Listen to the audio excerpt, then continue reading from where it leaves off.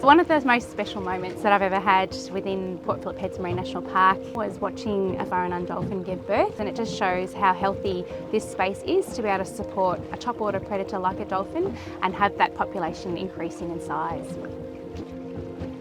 My name is Monique and I'm a Marine Ranger, and one of the marine protected areas that I'm responsible for is Port Phillip Heads Marine National Park.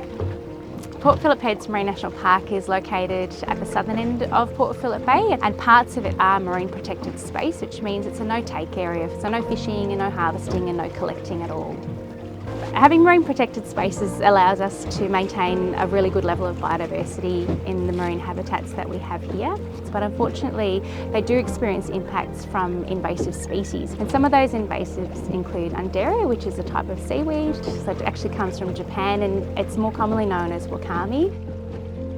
So one of the things that we are currently doing to try and manage the amount of undaria in our marine protected space is through weeding, and this means that divers are entering the water and they're heading down and they're actually snipping undaria off the bottom, in particular getting the reproductive part out of the marine protected area.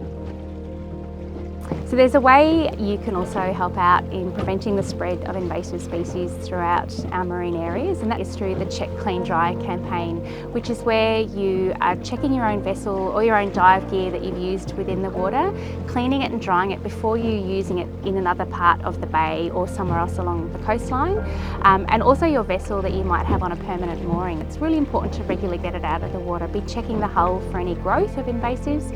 cleaning it off, removing it, getting it fully dry, putting a new coat of anti-foul on before returning it to the water, and it prevents those invasives from spreading further into the bay and causing more damage.